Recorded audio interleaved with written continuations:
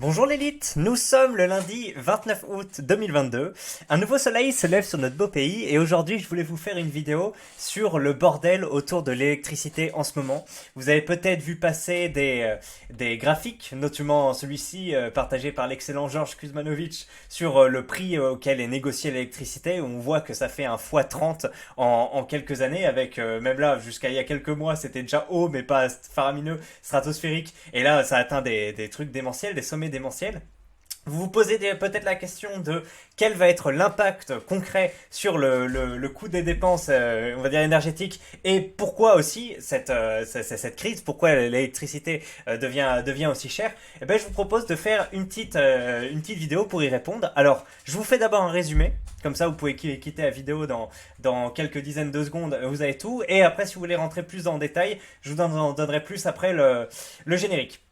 Alors résumé, déjà au niveau du prix, c'est vrai que le prix qui va être négocié, on voit que c'est un truc x30 et tout, et tu te dis merde, ça veut dire que si aujourd'hui l'électricité pour cuire une pizza coûte 30 centimes, en janvier là ça va me coûter 30 fois plus, donc 10 euros, donc tu vois, j'ai pu avoir cette découverte aussi, et non en fait ce prix là qui est très cher, qui est stratosphérique, c'est le prix auquel on va acheter de l'électricité si on en manque au moment où c'est le bordel, et ça va être le premier fil Twitter que je vais vous lire de Sepcam qui parle de ça. Donc voilà, si, et ce sera sans doute le cas puisqu'on a des réacteurs nucléaires à l'arrêt, 4 sur je sais pas combien, donc si on manque d'électricité à un moment, on va en acheter pour combler ces trucs, et cette électricité achetée, qui pourra représenter 10, 20, 30% du truc, sera à un prix beaucoup plus cher. Mais le socle, quand même, la grosse base d'électricité qu'on va utiliser, va aussi augmenter en prix, indépendamment des autres facteurs, mais ce sera considérablement moins cher. Donc, on peut s'attendre à ce que le prix de l'électricité fasse x3, x4, mais pas x30 comme on a pu le voir sur les captures. Premier point. Deuxième point, donc pourquoi l'électricité augmente autant? Là, on a trois principales raisons. La première, alors je sais pas par ordre d'importance combien pèse chacune, mais on va dire qu'il y en a une, c'est parce qu'on en produit moins en ce moment, donc comme j'ai juste cherché sur Google en 2 secondes, mais ça fait plusieurs fois que j'entends que des centrales nucléaires sont à l'arrêt, et effectivement on nous dit que voilà, parc vieillissant, etc., et qu'il y a des réacteurs qui ont des problèmes de corrosion, et qu'il y en a 4 à l'arrêt. Donc 4 sur combien, je sais pas, combien de réacteurs en France, moi je dirais 21 comme ça à la louche, de réacteurs nucléaires en France. Vous dites combien? S'il y en a 4 à l'arrêt que c'est impactant, ça veut dire qu'on n'en a pas 200 non plus. Mais il y en a 56. Écoutez, donc 4, ça fait moins de 10%, mais c'est quand même pas mal. Donc 4 réacteurs à l'arrêt, donc on doit bien sûr en importer. Même qui dit électricité, il y a plein de manières de la produire, hein. On peut le faire, comme vous savez, avec des énergies renouvelables, avec des turbines et les fameuses centrales nucléaires, ou en brûlant des énergies fossiles. Bien sûr, le fait que enfin bref, on va pas parler du gaz maintenant, mais si en fait, donc deuxième raison, c'est le marché européen de l'énergie. Vous savez qu'on est dans un gros saut avec notamment l'Allemagne et d'autres pays qui dépendent du gaz russe, et que grosso modo, si ces pays doivent payer leur électricité plus cher, nous, par solidarité débile, on doit aussi le faire. Si ces pays investissent dans des nouvelles centrales nucléaires et que donc du coup ça fait augmenter le prix de leur électricité totale, nous aussi, alors qu'on n'investit pas dans notre parc, et bien on va devoir payer pour leur truc. Pareil pour des centrales, pour des centres de photovoltaïque, etc. Donc c'est incroyable, c'est l'Europe, merci l'Europe. Donc comme on est pris dans ce truc-là et qu'il y a l'impact du gaz russe, voilà, ça prend c'est plus cher. Alors je vais pas vous détailler, j'ai pas de lecture précise à vous lire sur le sujet parce que j'en ai pas sur ça, mais en gros, enfin je pense que tout le monde le sait, hein. On a par exemple ce petit graphique, enfin pas un graphique, mais c'est un truc avec France, Angleterre, Belgique. Alors pourquoi l'Angleterre serait dans le marché européen de l'énergie alors que normalement elle y est pas dedans, enfin elle a quitté le truc avec le Brexit. Alors est-ce qu'elle a gardé le marché européen de l'énergie, ce qui est complètement con, alors que l'Espagne et le Portugal, qui font partie de l'Union européenne, l'ont quitté? Ça me paraît très bizarre, mais écoutez, je sais pas, moi je crois ce truc-là. Mais en tout cas, donc on voit que Portugal, Espagne, apparemment ils sont pas là-dedans, ils payent ça 180 euros le mégawattheure, alors que la France, la Belgique, ça vous avez vu passer les autres captures, hein, ils sont à 600, donc ce serait dû à ce marché commun où on dépend de l'Allemagne, qui dépend de la Russie, et puis avec l'Ukraine, tac, tout ça fait le bordel.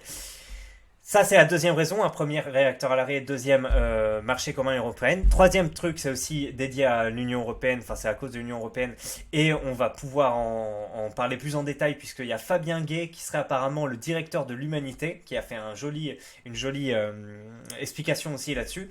Ça s'appelle l'AREN, hein, donc qui a été évoqué plusieurs fois en débat, hein, notamment par Éric Zemmour. Il y a une vidéo qui tourne face à Bruno Le Maire. L'AREN qui veut dire... attendez, il l'a dit un moment. Tac, tac, tac, tac.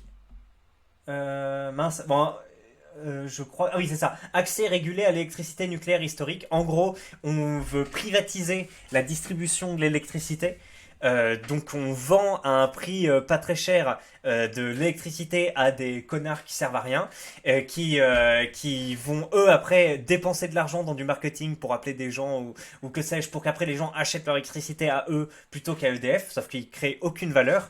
Et du coup, comme eux après, on est obligé de vendre, je crois, 25% de 1 téra, 1 tétra ou 100 térawattheures, ce qui correspond à peu près à un quart de la production normale. Mais du coup, comme on a des réacteurs à l'arrêt ou que la production elle est en baisse, ça fait plus qu'un quart de l'électricité qui est vendue. Donc je sais pas combien précisément, mais ça fait une grosse partie, plus qu'un quart, qui est vendue par ces mecs qui servent à rien et qui eux, grosso modo, servent au passage. Et donc ça fait que au lieu de faire baisser les prix, on paye plus cher. Alors après, quel impact a sur les prix chacune de ces décisions je sais pas, à la louche, j'ai quand même l'impression que le marché commun de l'énergie pèse beaucoup plus lourd que l'AREN. Genre, ce serait 70% de la hausse de l'électricité est due au marché commun de l'énergie, peut-être 15% à l'AREN et 15% aux réacteurs en pause, qui fait qu'on doit plus importer. Mais ça, je vous dis ça à la louche, hein, mais en tout cas, c'est les trois raisons qui pèsent. Ben c'est parti, là vous avez eu votre résumé. Maintenant, je vous propose un petit générique et on se retrouve après le générique pour voir plus en détail tout ce qu'on s'est dit. Allez, c'est parti.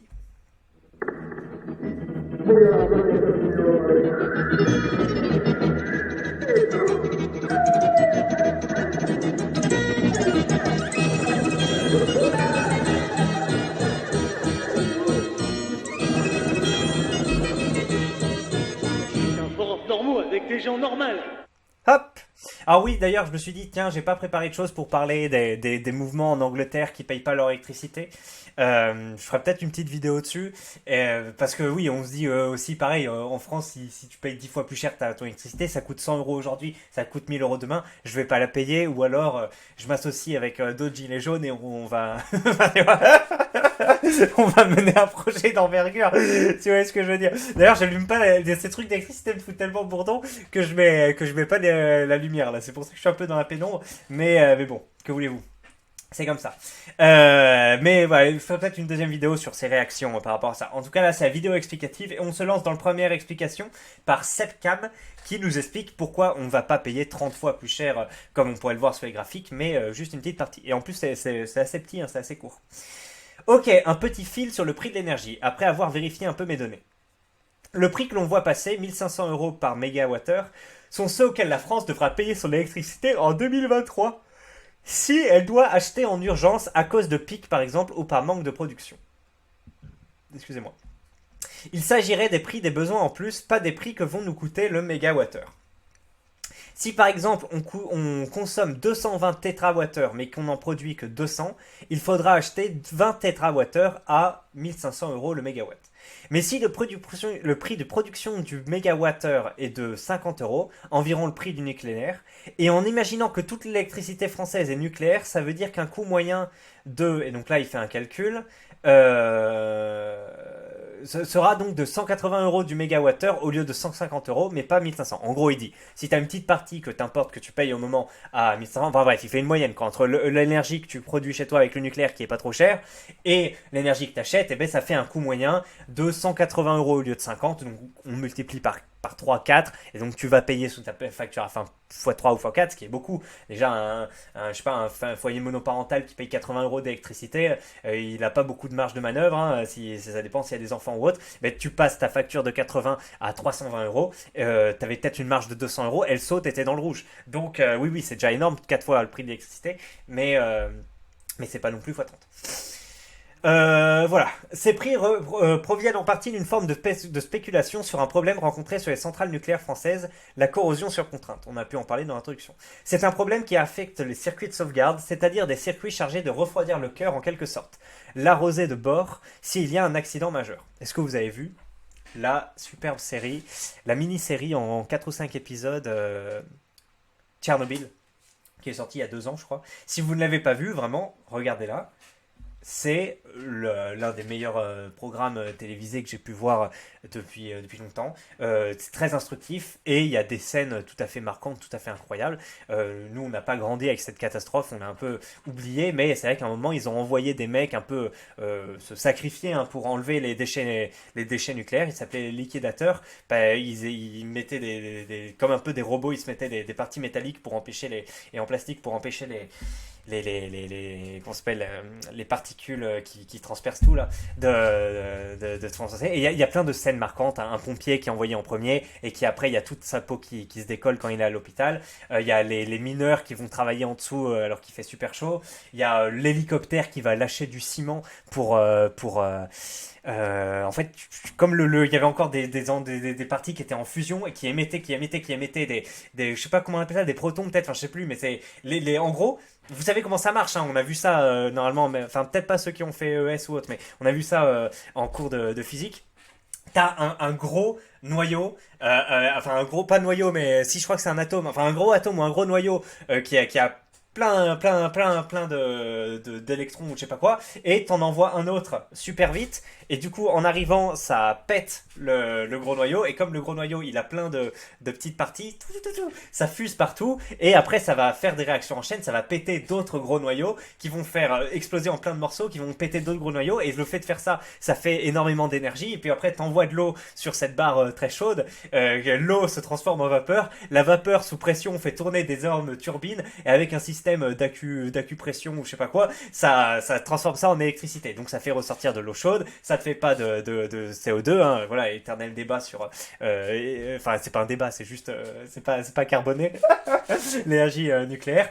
Et voilà, effectivement, par contre, si le cœur se pète et que ces noyaux que tu exploses se retrouvent dans la nature, mais une fois qu'ils explosent, en fait, ils traversent quasiment tout. Il y a quelques matières qui peuvent les retenir quand elles rencontrent sur leur chemin, mais sinon elles traversent tout. Si c'est de la chair, c'est du métal, c'est des trucs, le truc passe au travers et te tue. Enfin, te tue, te fait un cancer.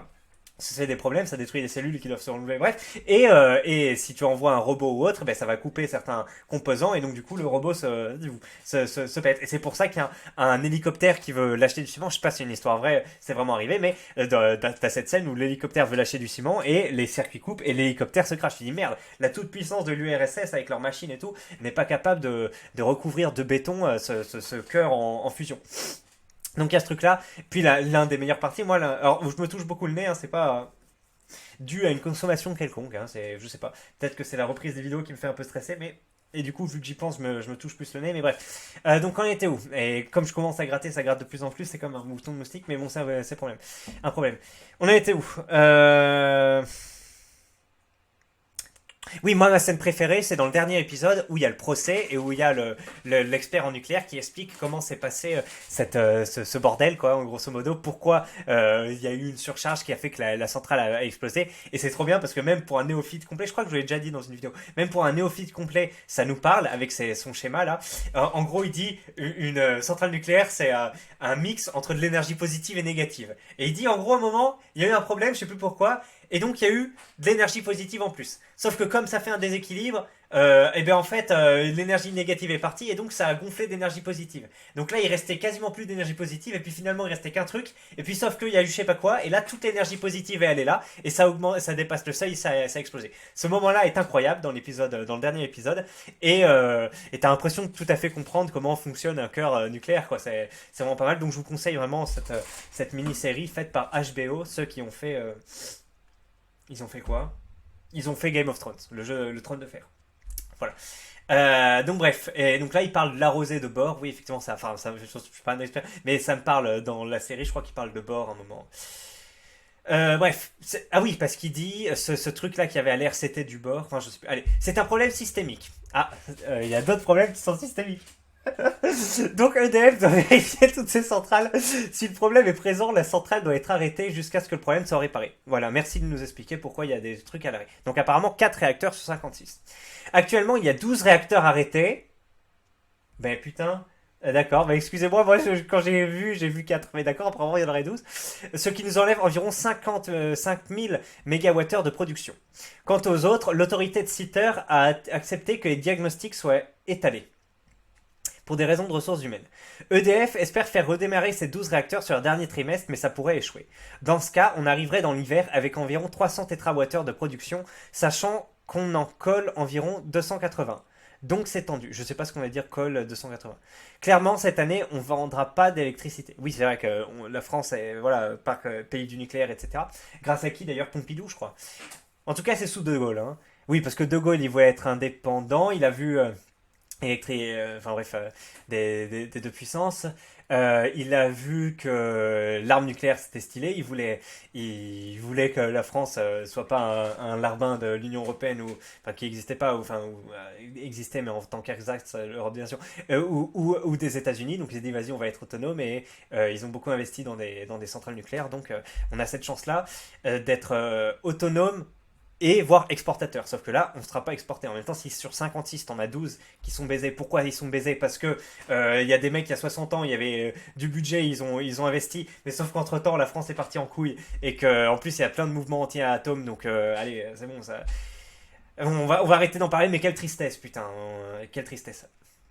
Clairement, cette année, on ne vendra pas d'électricité. Et si l'hiver est très froid ou qu'on fait pas gaffe, il faudra acheter très cher, soit il y aura des coupures, et oui, soit le gouvernement pourrait dire on s'en fout du risque de sécurité mineure, on redémarre tout car le froid est plus grave qu'un risque de une chance sur 500 000 qu'un accident nucléaire majeur en France pendant l'hiver. Vous voyez ça? Joli, les trois solutions. Coupure pour moins se dépenser d'électricité, mais alors coupure, merci. Ça veut dire qu'en gros, ok, t'as plus accès. Soit t'achètes très cher et du coup, peut-être qu'il y a des gens qui vont pas payer ou il va y avoir une révolution. Mais après, s'il y a une coupure, il y a aussi le risque de révolution. Soit tu dis, vas-y, on redémarre les centrales pour pallier le truc. Et sauf que là, elle explose. Alors, je sais pas pourquoi ça me fait rire. Une chance sur 500 000. Bref, vous imaginez le truc. Mais sauf que je pense que tu peux pas te dire non, non, vas-y, je vais allumer la centrale. Mais après, oui, là, c'est le système de bord en cas d'explosion qui est défectueux. Donc, s'il y a une explosion, en gros, on n'a pas de quoi refroidir ou absorber directement le truc. Donc, il va y avoir des particules partout qui vont faire des cancers, tout ça. Mais faut qu'il y ait un accident. Le problème, c'est que si tu dis vas-y, on va redémarrer ces trucs-là, et ben vas-y, qu'il y a des gens qui se décident à faire un attentat sur un truc nucléaire, par exemple un pays avec lequel on serait plus ou moins en guerre en ce moment, parce que vous voyez ce que je veux dire? Ça peut être le bordel assez rapidement si en plus c'est connu que c'est ce truc-là qui est défectueux. Donc, bah, écoutez, réduction, hein. Cet enculé de Macron, excusez-moi, il disait notre modèle de truc, c'est pas le modèle Amish, là. Moi, je suis un peu un décroissant dans l'âme. Ben, si, 2 ans plus tard ou 4 ans plus tard, il va falloir s'y mettre, puisqu'on n'est pas à l'abri d'une crise.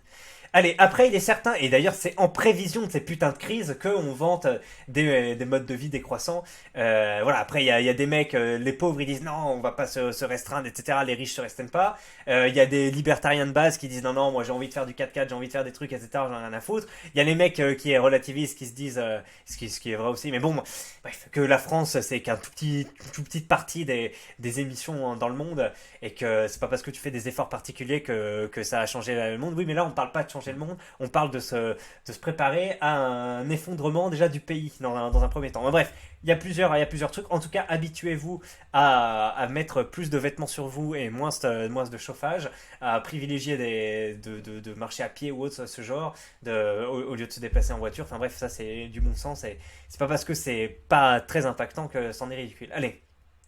Après, il est certain qu'il va y avoir une inflation de fou l'an prochain à cause des coûts de l'énergie. Et les plus riches d'entre nous vont devoir être solidaires pour celles et ceux pour qui on va galérer. Mais le particulier ne va pas payer 1000 euros son mégawattheure. Voilà, merci pour cette explication, Clisecpam. Entre-temps, je vous mets une petite vidéo incroyable je vais pas vous la passer, mais de troubles faits. vidéaste qui a expliqué l'AREN, comment fonctionnait ce truc complètement débile et pourquoi le prix de l'électricité augmentait. Voilà, 27 minutes, c'est sorti il y a 7 mois. 27 minutes, c'est sorti il y a 7 mois et je vous la mettrai en description. D'ailleurs, je ne devrais pas quitter les onglets, comme ça après je les retrouve plus facilement. Allez, Fabien Gay nous dit trade sur l'énergie, fil sur l'énergie. Je vous lis ce fil et après ça sera terminé avec cette vidéo.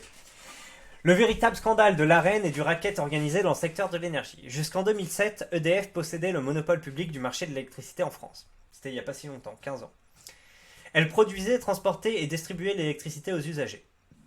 À partir de cette date, c'est l'ouverture à la concurrence. Pourquoi? Il ne le dit pas. Humanité, c'est peut-être des pro-européens ou je sais pas quoi, pro-européistes. Ouais, mais bon, enfin bon, bon, beaucoup de choses à dire. Mais en gros, Mélenchon de 2017, il était plutôt conseillé par Kuzmanovic, donc souverainiste de gauche. Donc il était en position, vas-y, plan A, plan B. Et si plan A, ça veut dire on impose nos trucs à l'Union Européenne, s'ils veulent pas nos propres décisions, on dit plan B, on se casse. Et l'Union Européenne peut pas se faire sans la France, donc débrouillez-vous sans nous. Donc, enfin, on peut difficilement se faire en France. Donc ça, c'est pas mal. Entre-temps, il a mis de l'eau dans son vin. Et puis, je sais pas, apparemment, électoralement, c'est pas payant de parler d'être souverainiste, quoi. Je sais pas pourquoi. Enfin, moi, tu vois, mais oui. Mais je vous en ai déjà parlé. Il y a plein de gens, ils sont matrixés, je sais pas. Le fait de quitter l'Union Européenne, pour eux, c'est la guerre ou je sais pas quoi. Donc, bref, allez. Donc l'ouverture à la concurrence à cause de l'Union Européenne. En 2010, la loi NOM est votée.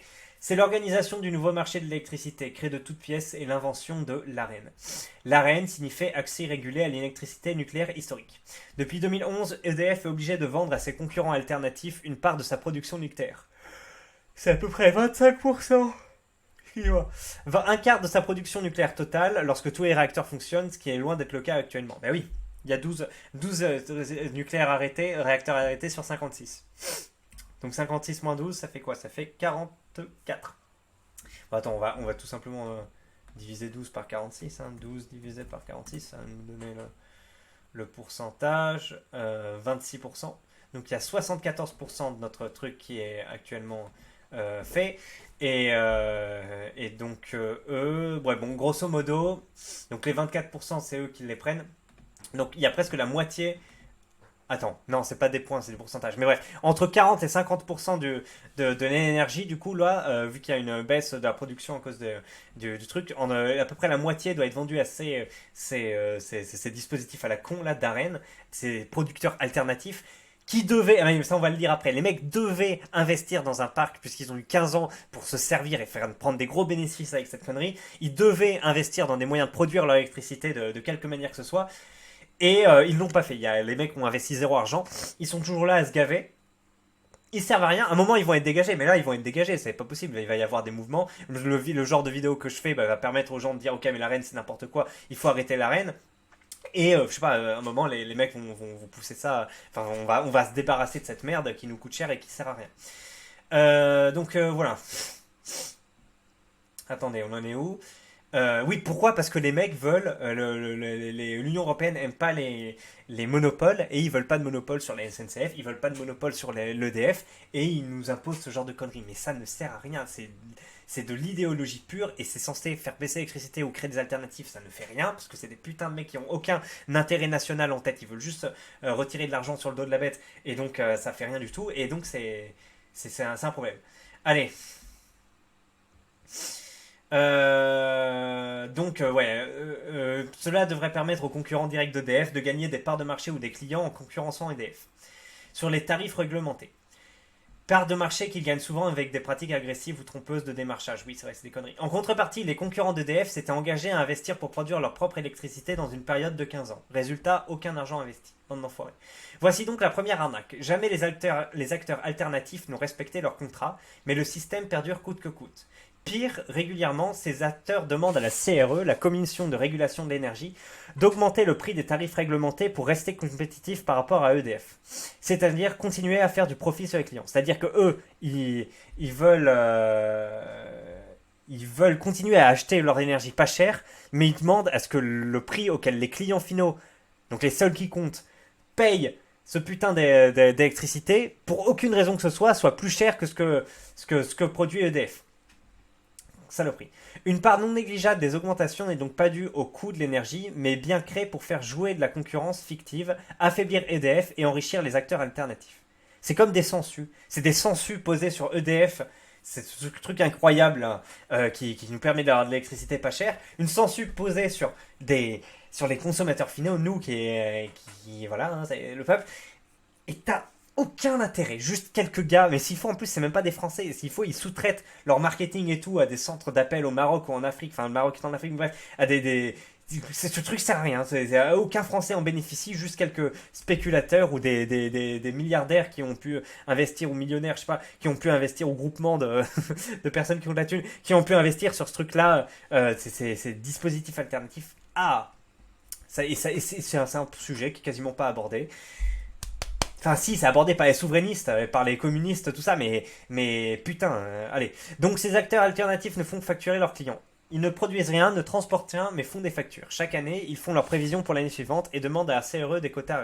Là, il explique que, en gros, ils doivent produire, plus ils ont de clients, plus ils ont d'électricité qui leur est réservée, donc ils ont intérêt à avoir beaucoup de clients pour pouvoir se faire de plus en plus de marge, donc ils font beaucoup de démarchage, etc. Voilà. Alors, le manque à gagner pour EDF est de 8 milliards d'euros. EDF qui a été obligé de racheter ses 20 TWh supplémentaires sur le marché libre pour les revendre à ses concurrents à 42 euros. Putain, ça veut dire qu'il manque d'électricité, que EDF est obligé d'acheter à cause du marché européen 600 balles le mégawattheure, et qu'à cause de cet accord à la con, on est obligé de les vendre aux enfoirés là 42 balles. Ça veut dire que EDF se saigne pour acheter super cher à cause des conneries de l'Allemagne bref, qui importe son gaz et tout. Vous voyez, tout s'embrique pour que ce soit le bordel. En plus, on doit acheter et vendre moins cher à des putains de spéculateurs. On est littéralement en train de gaver, c'est comme le CICE, là, crédit d'impôt compétitivité de l'emploi. Tu supprimes des taxes à des entreprises, les entreprises ont aucune obligation, elles te disent vas-y, oui, j'ai embauché des gens, ils embauchent personne, chaque emploi coûte super cher, enfin bref. C'est l'habituel bordel, mais les gens votent Macron. Pour être honnête et juste, le prix sera révisé, bon après est-ce que ça aurait changé avec Le Pen hein. Le prix sera révisé à 50 MWh en 2023, ce qui reste évidemment bien en dessous du marché libre actuellement. Mais donc voilà, ils vont vendre un peu plus cher. Au lieu de 42, ils vont vendre à 50 aux enfoirés là, sauf qu'on les achète beaucoup plus cher. Donc imaginez que tous ces milliers, ces millions, ces milliards d'euros perdus en achetant super cher et en le revendant moins cher, c'est nous qui payons en fait, c'est nous qui payons sur notre facture à la fin. Ça n'a aucun sens, ça coûte très cher, ça devrait s'arrêter du jour au lendemain ça. On aurait un vrai président, ça s'arrêterait du jour au lendemain, il dit non, on démantèle ces trucs, la reine c'est fini, ils ont des bénéfices, on s'en fout, ça sert à rien, on en sort. Vous allez faire quoi Bruxelles? Vous allez faire quoi? Vous allez envoyer des tanks? Ça c'est un mec qui disait, qu'est-ce que vous allez faire? On va supprimer votre merde, il va rien se passer. Il va y avoir des mecs au chômage, des centres d'appel au Maroc ou je sais pas où. Qu'est-ce qu'on s'en branle? Bonne chance pour vous, pour retrouver des trucs, pour faire du démarchage téléphonique, mais c'est pas notre problème en fait. Là, il y a des gens qui vont pas pouvoir payer l'électricité en France, il y a ça qui compte. Donc bref, vous voyez le délire. Mais l'énième arnaque se cache dans les détails. Pour obtenir ces 20 TWh supplémentaires, les acteurs alternatifs se sont engagés à répercuter cela sur les prix, la main sur le cœur. Pas d'augmentation pour les clients, ou alors une légère hausse avec un bouclier tarifaire de 4%.